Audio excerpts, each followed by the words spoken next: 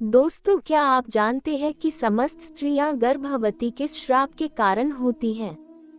अगर नहीं तो हम आपको बताते हैं इस वीडियो में कि वह कौन से मुनि थे जिन्होंने समस्त स्त्री जाति को श्राप दिया था कि वह आज के दिन से सभी स्त्रियां गर्भवती हो जाएंगी। आज इसे मैं आपको एक कथा के माध्यम से बताऊंगी।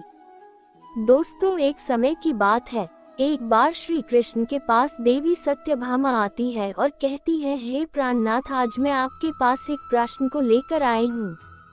तब श्री कृष्ण कहते हैं कि हे देवी सत्यभामा, बताओ कौन सा है वह तुम्हारा प्रश्न। तब सत्यभामा कहती है कि हे प्राणनाथ, हे जगत के स्वामी, मेरा प्रश्न यह है कि वह कौन से आर्य ऋषि थे जिन्होंने कलयुग की स्त्री को ही गर्भ धारण करने का श्राप दिया था। देवी सत्यभामा आगे कहती है कि स्त्रियों में ही गर्भ की उत्पत्ति क्यों होती है? संसार में केवल स्त्रियां ही गर्भ धारण क्यों करती हैं? इसके पीछे क्या कारण है? ये कष्ट केवल स्त्रियों को ही क्यों सहन करना पड़ता है? ये बात सुनकर श्री कृष्ण कहते हैं कि हे देवी सत्यभामा, ये प्रश्न प्रत्येक कलयुग की स्त्री के लिए महत्वपूर्ण है, क्योंकि पहले ऐसा नहीं था। पहले की स्त्रियां गर्भवती नहीं होती थी। हे देवी सत्यभामा, मैं तुम्हें इस प्रश्न का उत्तर एक कथा के माध्यम से दूंगा। तब देवी सत्यभामा कहती है कि हे प्रभु, कृपा करके मुझे वह कथा सुनाइए। तब श्री कृष्ण कहते हैं, ठीक है, मैं तुम्हें वह कथा सुनाता हूँ, लेकिन इस कथा को तुम्हें पूरा सुना होगा, क्योंकि आधा अधूरा ज्ञान हानिकारक होता है। तब देवी सत्यभामा कहती है कि हे जगत की स्वामी, मैं इस कथा को पूरा जरूर सुनूंगी। तब श्री कृष्ण कहते हैं कि इस कथा को सुनने मात्र से ही मैं सभी के 21 पाप नष्ट कर देता हूँ। जो इस कथा का श्रवण सच्चे मन से करता है, उसका अवश्य ही उद्धार होता है। श्री कृष्ण अब उस कथा को सुनाना प्रारंभ करते हैं और कहते हैं कि हे देवी सत्यभामा, एक समय की बात है, ब्रह्मदेव ने समस्त सृष्टि की रचना की है। ब्रह्मदेव ने अपने मन से तथा शरीर के पृथक पृथक अंगों से अनेक आर्ष मुनियों की रचना की है तथा अनेक सुंदर सुंदर अप्सराओं, गंधर्व तथा देवताओं की भी रचना की है। ब्रह्मदेव ने ही स्त्रियों को सौंदर्य और चंचलता प्रदान की है। परंतु हे देवी सत्यभामा, एक समय की बात है, आर्ष ऋषि पुलस्त्य का जन्म ब्रह्मा के कान से हुआ। पुलस्त्य ब्रह्मा के मानस पुत्रों में से एक है। ब्रह्मा ने पुलस्त्य को अनेक प्रकार की विद्या प्रदान की तथा उनके प्रकट होने का उद्देश्य उन्हें समझाया। फिर ब्रह्मा ने पुलस्त्य को संसार के कल्याण के लिए तपस्या करने का उत्तम कार्य सौंप दिया। ब्रह्मा की ही आज्ञा से सतयुग में महर्षि पुलस्त्य सुमेरु पर्वत के उच्च बिंदु पर तपस्या करने के लिए चले गए। पुलस्त्य वहां पर आश्रम का निर्माण करके घोर तपस्या करने लगे। श्री कृष्ण आगे कहते हैं, हे देवी सत्यभामा, उसी समय अनेक गंधर्व, देवता, दानव तथा अप्सराएं उस स्थान पर विचरण करने के लिए आया करते थे। उन सभी की दृष्टि पुलस्त्य पर पड़ी तो वे सभी पुलस्त्य ऋषि की तपस्या भंग करने की चेष्टा करने लगे। उन्होंने पुलस्त्य ऋषि की तपस्या में अनेक बार विघ्न उत्पन्न करने का प्रयास किया। खेल खेल में अप्सराएं पुलस्त्य के तप को भंग करने का प्रयास करने लगी। तभी पुलस्त्य ने क्रोध में आकर वहां पर उपस्थित सभी अप्सराओं और गंधर्व को यह चेतावनी देते हुए कहा कि आज के बाद जो भी प्राणी मेरे सामने आएगा और मेरी तपस्या में विघ्न डालेगा, वह गर्भ धारण करेगा। पुलस्त्य की ऐसी कठोर वाणी सुनकर समस्त अप्सराएं, गंधर्व आदि भयभीत हो गए और वहां से डरकर दूर भाग गए। श्री कृष्ण कहते हैं कि हे देवी सत्यभामा, उसी समय सुमेरु पर्वत पर एक बार तृणबिंदु की पुत्री मानिनी अपने माता पिता के साथ आश्रम में निवास करती थी। वह महर्षि पुलस्त्य के कहे गए वचन से वह अनजान थी। एक दिन वह अपनी सहेलियों को खोजते हुए सुमेरु पर्वत के उस स्थान पर चली गई जहां पर आर्ष ऋषि पुलस्त्य तपस्या कर रहे थे। श्री कृष्ण कहते हैं कि हे देवी सत्यभामा, तृणबिंदु की कन्या अपनी सहेलियों को पुकारते हुए महर्षि पुलस्त्य के आश्रम पर पहुंच गई। जब मानिनी महर्षि पुलस्त्य के सामने आकर खड़ी हो गई तो उनकी दृष्टि उस स्त्री पर पड़ी। महर्षि पुलस्त्य की दृष्टि पड़ते ही पुलस्त्य के श्राप का प्रभाव मानिनी पर पड़ने लगा। तत्काल ही उसका शरीर पीला पड़ने लगा और वह उसी क्षण गर्भवती हो गई। अचानक स्वयं के शरीर में इस प्रकार का विचित्र बदलाव देखकर मानिनी अत्यंत घबरा गई। उतने में ही उसकी सखियां उस स्थान पर आ गई, तो मानिनी ने उसे उस घटना के बारे में बता दिया। फिर मानिनी की सहेलियां उसे लेकर उसके माता पिता के पास चली गई। वहां जाकर मानिनी ने अपने पिता को सारा वृतांत सुना दिया। अपनी पुत्री की यह बात सुनकर महर्षि तृणबिंदु को बड़ा दुख हुआ। अब उन्होंने ध्यान लगाकर सब कुछ देख लिया तो उन्हें पता चला कि महर्षि पुलस्त्य के द्वारा श्राप दिए जाने पर उनकी पुत्री गर्भवती हो गई है। इससे वे अत्यंत दुखी हो गए और तुरंत ही अपनी कन्या को साथ में लेकर वे सुमेरु पर्वत पर चले गए। श्री कृष्ण आगे कहते हैं कि हे देवी सत्यभामा, वहां पर उन्होंने महर्षि पुलस्त्य को देखकर उन्हें नमस्कार किया और क्षमा याचना करने लगे। आर्ष तृणबिंदु कहने लगे, हे महर्षि, आप तो साक्षात ब्रह्मा जी के मानस पुत्र हैं। सारे संसार में आपकी कीर्ति है। आप परम दयालु और परम कृपालु हैं। आज मेरी पुत्री के द्वारा अपराध हुआ है। वह आपके द्वारा कहे गए कथन से अनजान थी। आप ही के श्राप के कारण आज मेरी पुत्री गर्भवती हो गई है। ये संसार की पहली स्त्री है जो गर्भवती बनी है। इसीलिए हे मुनिवर, अब मेरी पुत्री से कौन विवाह करेगा? इसे तो कलंक लग जाएगा।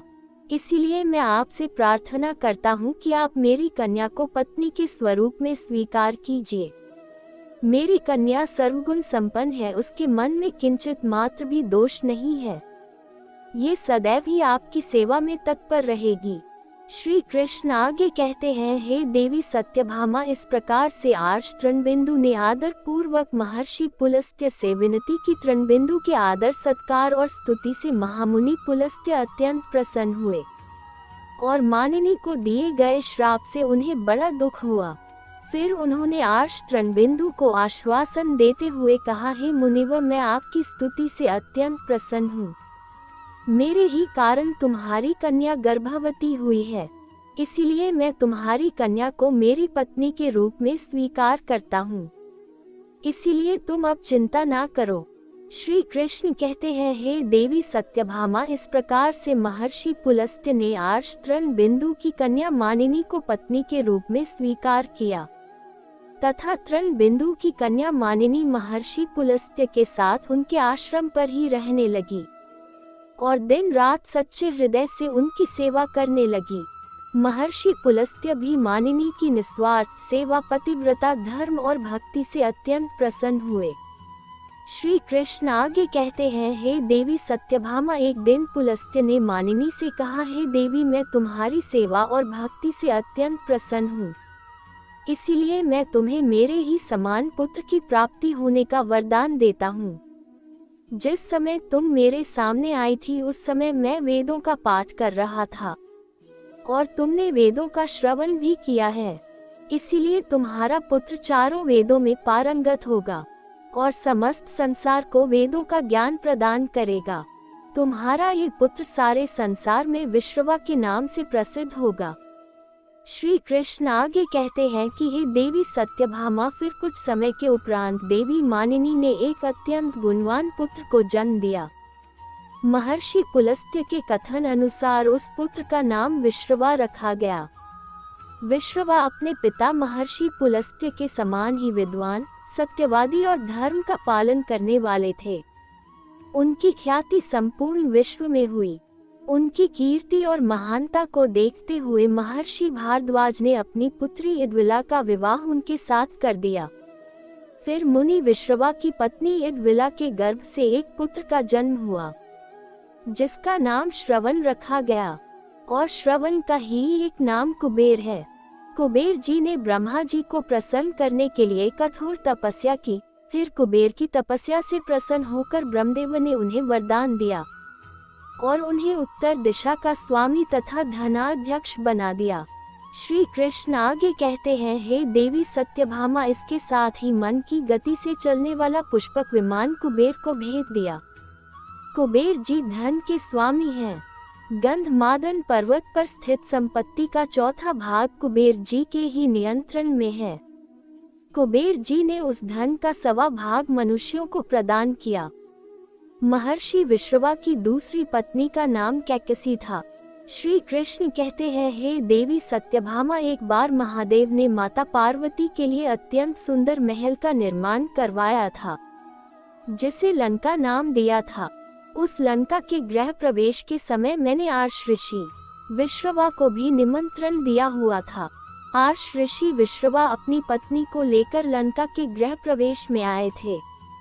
जब गृह प्रवेश में दक्षिणा में विश्रवा को दान मांगने के लिए कहा, तब विश्रवा की दुष्ट पत्नी कैकसी ने छल से विश्रवा को दक्षिणा में लंका मांगने के लिए विवश कर दिया और भोलेनाथ ने वह लंका उन्हें दान में दे दी थी। उसके बाद माता पार्वती ने क्रोध में आकर कैकसी को श्राप दे दिया था और श्राप देते हुए कहा, आज जो तुमने मेरे पति से जिस सोने की लंका को मांगा है, एक दिन वही तुम्हारी यह सोने की लंका को जलाकर भस्म कर डालेंगे। श्री कृष्ण आगे कहते हैं, जिसके बाद विश्रवा जी को भोलेनाथ ने जो लंका प्रदान की थी, उस सोने की लंका को उसने अपने पुत्र कुबेर को प्रदान की, किंतु बाद में कैकसी के एक और पुत्र रावण ने कुबेर से वह लंका छीन ली। लेकिन त्रेता युग में मेरे ही एक अवतार हनुमान जी ने उस सोने की लंका को जलाकर भस्म कर डाला था। श्री कृष्ण आगे कहते हैं कि हे देवी सत्यभामा, इस प्रकार से महर्षि पुलस्त्य के श्राप के कारण संसार की स्त्रियां गर्भवती होती हैं। ब्रह्मा ने संसार की समस्त स्त्रियों को पुरुषों से भी अधिक सहनशील बनाया है। उनमें हर दुख को सहन करने की क्षमता पुरुषों से अधिक है। इसीलिए स्त्री की रचना करने में ब्रह्मा को सबसे अधिक समय लगा। गर्भ धारण करना ये स्त्रियों के लिए श्राप रूपी वरदान ही है। ब्रह्मा ने समस्त स्त्रियों के अंदर ममता और प्रेम का भाव डाल दिया, जिससे स्त्रियां अपने बालक का लालन पालन कर सके। इस संसार में स्त्रियों की तुलना किसी से नहीं की जा सकती। स्त्रियां ही इस संसार का आधार है। इसीलिए इस संसार की सर्वश्रेष्ठ रचना स्त्री को ही कहा गया है। श्री कृष्ण आगे कहते हैं कि हे देवी सत्यभामा, अब तो तुम्हें पता ही चल गया होगा कि आखिर वह कौन से आर्ष मुनि थे जिन्होंने स्त्रियों को गर्भवती होने का श्राप दिया था। तब देवी सत्यभामा कहती हैं कि हे प्राणनाथ, मुझे सब कुछ ज्ञात हो गया है। हे प्रभु, आपसे इस प्रकार प्रश्न का उत्तर श्रवण कराने के लिए मैं सदैव आपकी आभारी रहूंगी। तो दोस्तों, इस प्रकार से महर्षि पुलस्त्य के श्राप के कारण ही संसार की स्त्रियां गर्भवती होती हैं। दर्शकों, आपको ये कथा कैसी लगी हमें कमेंट में अवश्य बताइए और इस वीडियो को ज़्यादा से ज़्यादा लोगों तक शेयर करिए ताकि उन्हें भी इस बात का ज्ञान हो सके। अगर आपने वीडियो को अंत तक देखा है तो कमेंट में जय श्री कृष्ण लिखना मत भूलना। दर्शकों, आप सभी का वीडियो देखने के लिए दिल से धन्यवाद।